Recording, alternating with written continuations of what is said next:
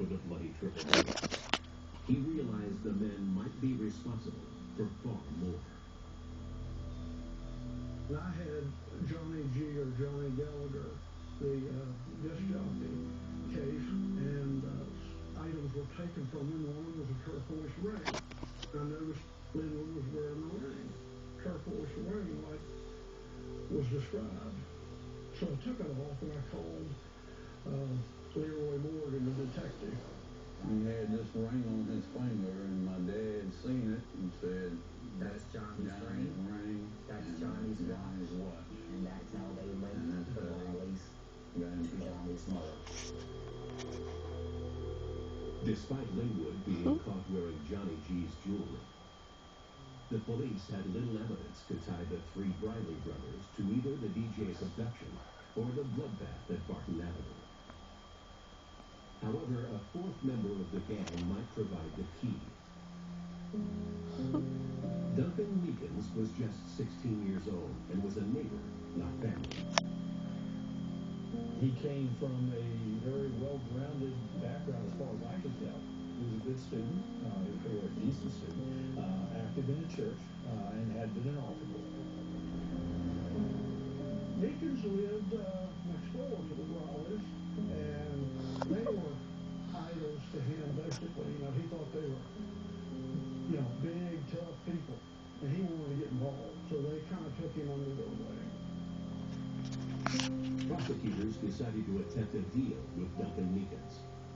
His evidence in return for his life. Meekins was offered a deal, and sometimes when the juveniles involved, they figured that they won't get the share.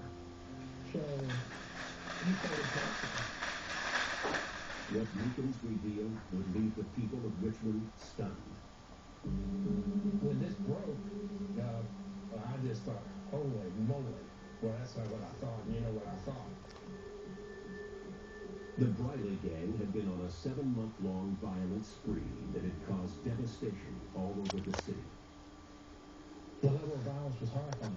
When all the details became known, it was horrifying. They were just bad.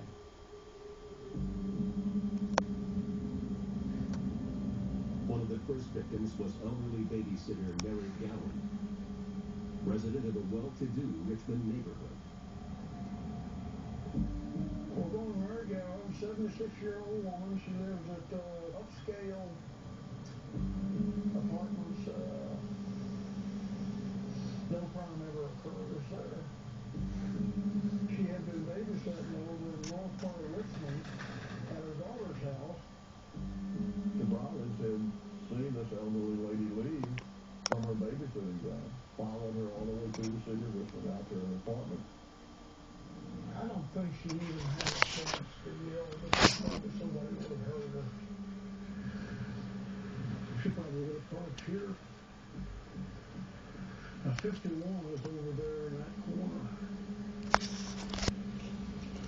That's it right there.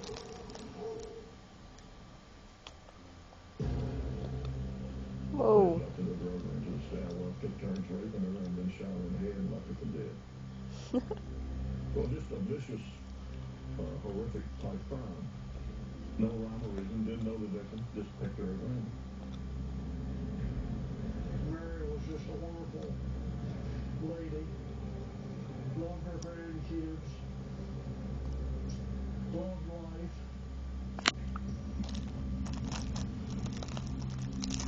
So that was the beginning of it. Next to die would be a 17-year-old that Linwood Briley suspected was casing his car.